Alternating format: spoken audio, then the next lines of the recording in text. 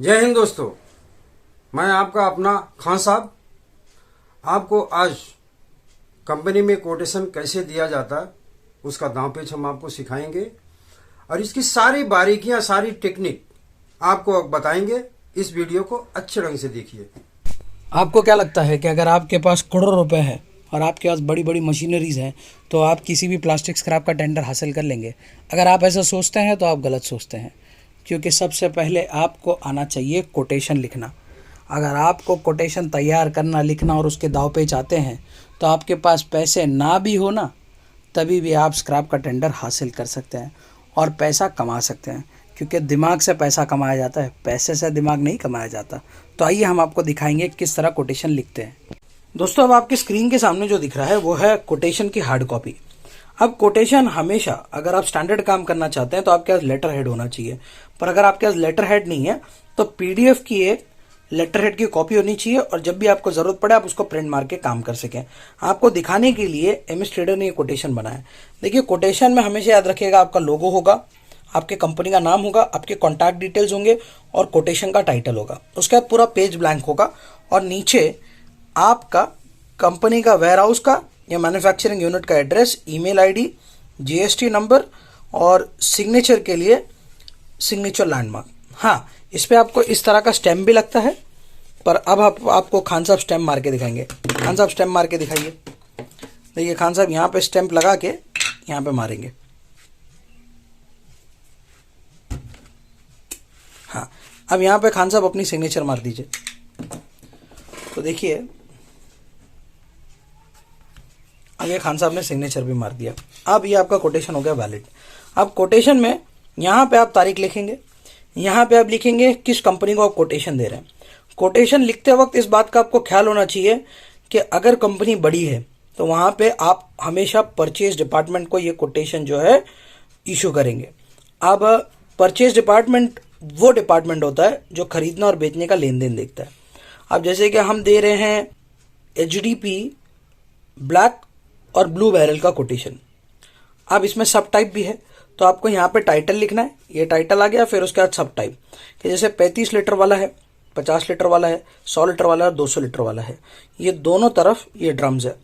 अब ये ड्रम्स आपको नग पे खरीदने का आपका फायदा ये होता है कि नग पे आपको ज़्यादा वॉल्यूम में ड्रम मिल जाता है और उस ड्रम का आप वापर भी कर सकते हैं। और कंपनी को नग में बेचने का फायदा ये होता है क्योंकि कंपनी को काटा करने में, काटा लेके जाने में, इन्वेंट्री करने में जितना टाइम लगता है वो नग में बच जाता है, क्योंकि नग में काउंटिंग होती है और काउंटिंग के कारण उनका कम से कम वक्त में ज़्यादा से ज़्यादा स्क्रैप निकल जाता है। अब यहाँ पे रेट किस तरह देना है, इसकी जानकारी देने से पहले आपको इस बात का ख्याल रखना है कि आप सबसे पहले जहाँ पे स्क्रैप है, जो स्क्रैप यार्ड में स्क्रैप रखा है, वहाँ पे कम से कम आप 2 से 3 बार जाके स्क्रैप को खुद से देखेंगे और उसको वेरीफाई करेंगे। वो वेरीफाई करने के बाद ही आप कोटेशन कोट करेंगे। मिसाल के तौर पे अब देखिए, यहाँ पे खान साहब ने 50 लीटर का जो ड्रम है इसका रेट कम दिया है, दिख रहा है आपको, और जो 200 लीटर वाला है उसका रेट ज़्यादा दिया है। तो इसकी वजह ये होती है कि जो 50 लीटर वाला है वो क्वांटिटी में ज़्यादा है तो उसका रेट कम कर दिया है, और जो स्क्रैप क्वांटिटी में कम है उसका रेट बढ़ा दिया है। इससे हमारे कोटेशन को शॉर्टलिस्ट होने में ज़्यादा फायदा होगा, क्योंकि हमारे इस रेट के मुकाबले बाकी कोटेशन वालों का रेट नहीं होगा, और बाकी कोटेशन वालों का रेट जब ज़्यादा नहीं होगा तो कंपनी को हमें नेगोशिएशन के लिए बुलाना ही पड़ेगा, क्योंकि हमारा रेट किसी एक पर्टिकुलर सब टाइप के प्लास्टिक में ज़्यादा है। समझ रहे आप?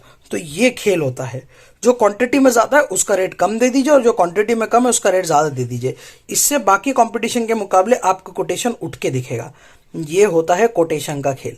अब ये पूरा कोटेशन लिखने के बाद आपको इस बात का भी ख्याल रखना है कि आप टर्म्स एंड कंडीशन यानी कि नोट जरूर लिखें। जैसे खान साहब ने 3 नोट लिखे हैं, पर बहुत ही मजबूती से कारगर लिखे हैं। प्लास्टिक स्क्रैप माल, यानी कि जो प्लास्टिक स्क्रैप यहाँ पे हम कोटेशन दे रहे हैं, ये जीएसटी इंक्लूड रहेगा, यानी कि 12 रुपया जीएसटी इंक्लूड, 22 रुपया जीएसटी इंक्लूड। इससे आपका फायदा है क्योंकि आपको एडिशनल जीएसटी पे करना नहीं पड़ेगा। कई कंपनी में जीएसटी इंक्लूड से काम चल जाता है, कई कंपनी जीएसटी एक्सक्लूड रखते हैं, पर लिखने में क्या जाता है क्या पता आपको इंक्लूड मिल जाए और आपके 2 पैसे बच जाए। उसके बाद दूसरा पॉइंट, 2 लाख रुपया सिक्योरिटी डिपॉजिट रहेगा। अब ये जो पूरा स्क्रैप है ये स्क्रैप के लिए 2 लाख रुपए सिक्योरिटी डिपॉजिट की आवश्यकता नहीं है। इसमें 10,000 से 50,000 तक सिक्योरिटी डिपॉजिट चल सकता है, पर खान साहब हमेशा हाई सिक्योरिटी डिपॉजिट रखते हैं। ये बहुत ही अट्रैक्ट करता है, ये एक तरह का यूएसपी होता है कोटेशन में, क्योंकि जब हाई सिक्योरिटी डिपॉजिट आप रखेंगे तो बाकी कोटेशन जब कंपनी शॉर्टलिस्ट करती है और उनको आपका सबसे हाई डिपॉजिट दिखता है तो उनको आप रिलायबल लगते हो, और जब उनको आप रिलायबल लगते हो तो अगर 8 आना 1 रुपए का फर्क होता है ना रेट में, तो भी आपको टेंडर मिल जाता है। क्यों? क्योंकि आप डिपॉजिट हाई रख रहे हो। तो ये डिपॉजिट अगर आपके पास पैसे है तो हाई रखने की ताकत जरूर रखिएगा। और तीसरा जो सबसे बड़ा पॉइंट है वो ये है कि प्लास्टिक स्क्रैप हम अपने अनुसार उठाएंगे। यानी कि जब आप कोटेशन दे देते हैं तो अक्सर कंपनी क्या करती है, कंपनी आपको बोलती है कि ब्लैक उठा लो, कंपनी आपको बोलती है कि 35 लीटर वाला उठा लो, पहले ये उठा लो, पहले वो उठा लो। पर ये टर्म्स एंड कंडीशन में मेंशन करने से आप अपने अनुसार स्क्रैप उठा सकते हो। जैसे कि आपकी रिक्वायरमेंट या आपके क्लाइंट की रिक्वायरमेंट पहले ब्लू बैरल की है और कंपनी आपको बोल रही है ब्लैक बैरल भरने, तो ये टर्म्स एंड कंडीशन लिखने से आप अपने अनुसार स्क्रैप उठा सकते हो। तो ये कोटेशन लिखने का तरीका होता है। अब ये कोटेशन को बाय पोस्ट आप बेच सकते हो। इसका स्कैन करके, अगर आपके स्कैनर है तो ठीक, नहीं तो मोबाइल का वापर करके आप स्कैन कॉपी बना के इसे पीडीएफ के जरिए ईमेल भी कर सकते हो। तो ये है कोटेशन बनाने का तरीका। देखो मेरे दोस्तों, कोटेशन बनाना बहुत ही आसान है, लेकिन इसे उस कंपनी तक पहुंचाना बहुत ही मुश्किल है, क्योंकि आपका कोटेशन बाहर कोई बंदा खोल न सके। कोई भी खोलेगा आपका जो कोटेशन दिया हुआ रेट है टोटल लीकेज हो जाएगा। तो इसी के लिए ऐसा इसको फोल्ड करो, एनवेलप हो तो एनवेलप में डाल दो। अगर एनवेलप नहीं है तो इसमें ऐसा पूरा ये पंच कर दो, तो कोई बंदा दूसरा बंदा खोल भी नहीं सकेगा। ये खोलेंगे तो सिर्फ परचेस डिपार्टमेंट खोलेगा ऐसा पूरा। और वहां पे लिख देना आपको ओनली परचेस डिपार्टमेंट, सिर्फ परचेस डिपार्टमेंट ऐसा लिख दो। सिर्फ परचेस डिपार्टमेंट को खोलने की अनुमति है। सिर्फ परचेस डिवीजन ही खोल सकती है। अब यहां लिख के ये आप सिग्नेचर मार दो, तो ये बंदा कोई भी पढ़ेगा तो बंदा किसी की हिम्मत नहीं रहेगी खोलने के, सिर्फ परचेस डिपार्टमेंट ही खोल सकता। आपका कोटेशन बहुत ही महफूज। पर खान साहब अगर खुल भी जाएगा तो कंपनी के कामगार हैं, तो उससे आपका क्या नुकसान? नहीं, कामगार लीकेज करते, कामगार ऐसे रहते, अभी स्टोर पे गेट पे जो भी रहते हैं सारे स्क्रैप वाले से जुड़े रहते। अच्छा, तो ये आपका कोटेशन दे दिया, सामने वाले को फोन करके बोले अरे यार इतने कोटेशन आए, इससे तू 10 पैसा 5 पैसा बढ़ा दे, 1 पैसा भी बढ़ा दे, तेरा कोटेशन डन हो जाएगा।